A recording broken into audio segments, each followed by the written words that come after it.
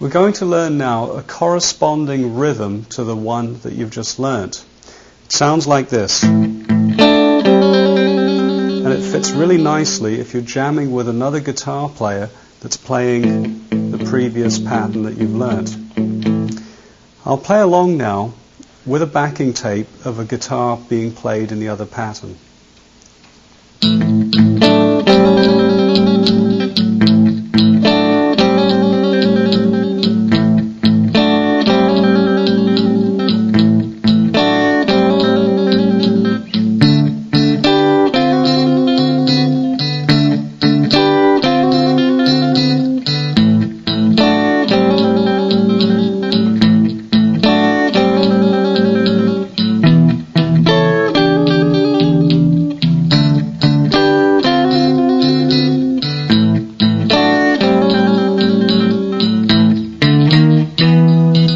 Let's take a look at how this is done in some detail.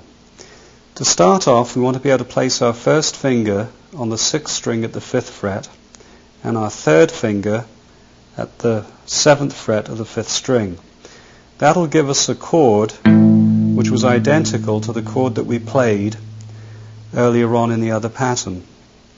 So we start off by hitting this twice, and then we let go with our first finger and we drop our third finger down to form a bar over the 4th, 3rd and 2nd strings on the 7th fret. Once again, that positioning, we're here, we drop down, form the bar here, and we strike with the pick the 4th, 3rd and 2nd strings. Now, it's not important to hit the first string. In fact, my barring finger, my third finger, actually bends and mutes the first string. We're really not dealing with a complete bar like this. We're just bending it up. Now, some people find it difficult to actually bend their finger like that.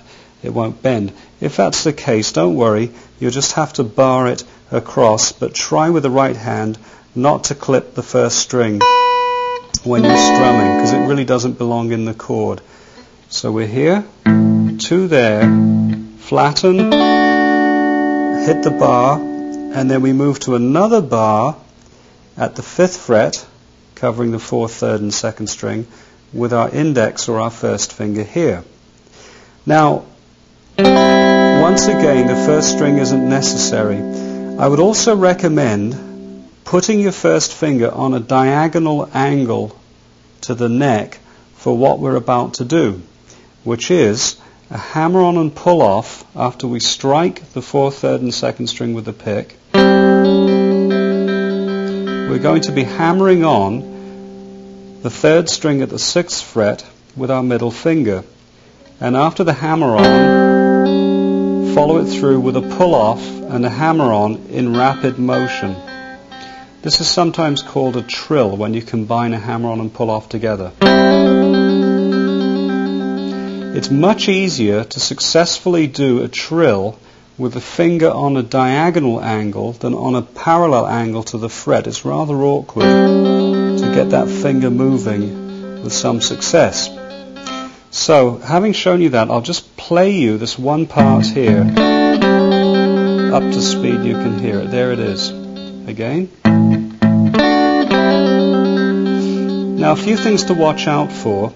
So that this particular riff winds up synchronizing to the other rhythm pattern that we learnt in the previous lesson, watch out for a few things. First thing is, after these 2 chords, which naturally sync up, they're the same, the bar chord should be held back ever so slightly.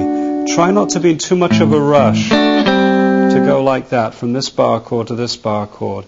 You'll probably get this by jamming along to get the feel, but it should be held back slightly before going on to this bar chord here. About that tempo. About that timing there. Now, when you get to this bar chord, begin the hammer-on and pull-off or the trill right away, but only after you've struck the 4th, 3rd and 2nd string. Straight into it.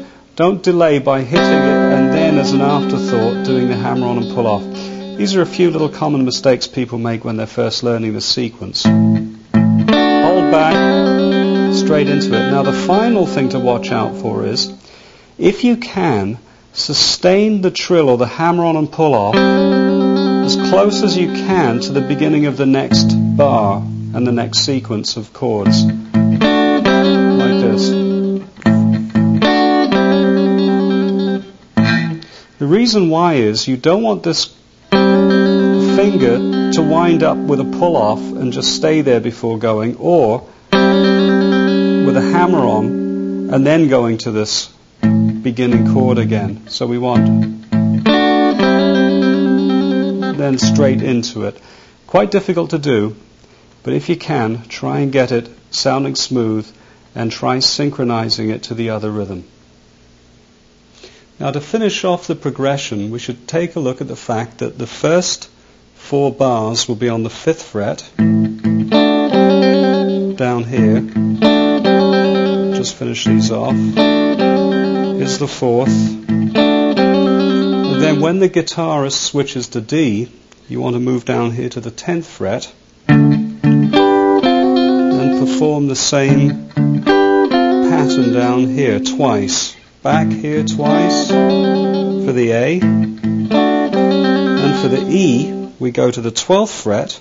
The frets, as you can tell, are a little bit narrower together. We do the same pattern, then the 10th fret for the D, back to the 5th. Now watch closely. For the turnaround, we finish off by hitting this chord here at the 5th and 7th fret. We go there, and we jump across the gap, so we move to the 5th and 4th string, 5th and 7th fret, and like the other guitar pattern in the other lesson, we do the turnaround. So the last one will sound like this. And then everything begins again for bar 1. In the key of E, with a 12-bar style shuffle blues, we use the same patterns as before in A. And in A we used chords 1, 4 and 5. A being chord 1, D being chord 4, and E being chord 5. Now in the key of E, our chord 1 of course is E. It's the same finger pattern as before. We do 4 here, and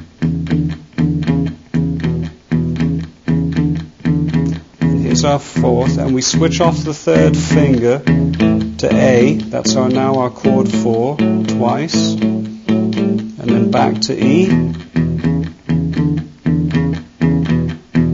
Now for chord 5 we want a B, which will be right here at the 2nd fret and 4th fret, 4th string.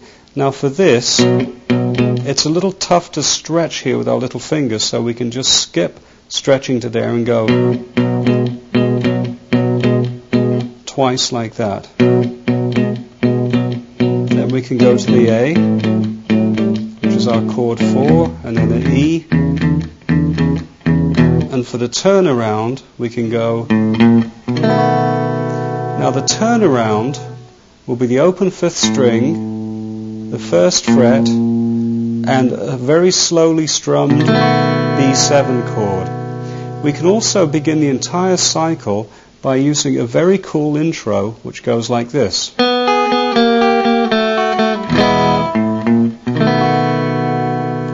I'll show you how that intro is played.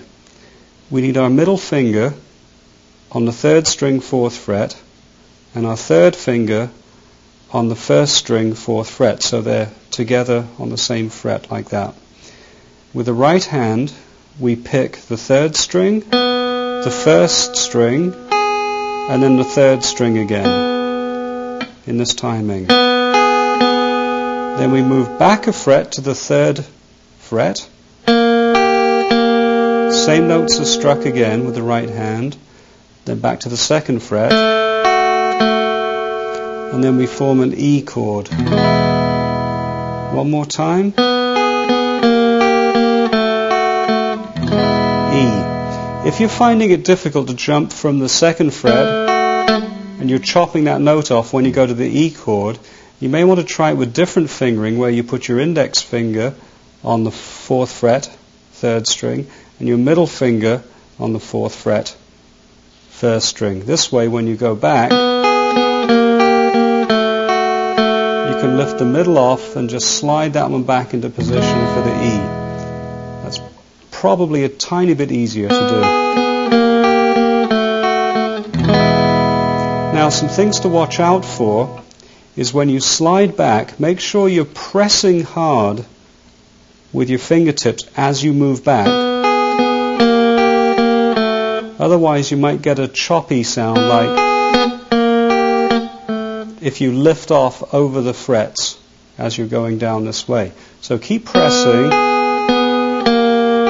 press, then the E chord, and then we do open 5th, play the open 5th string, 1st fret 5th string, and then form a B7 as quick as we can and strum it. So here's our entire intro.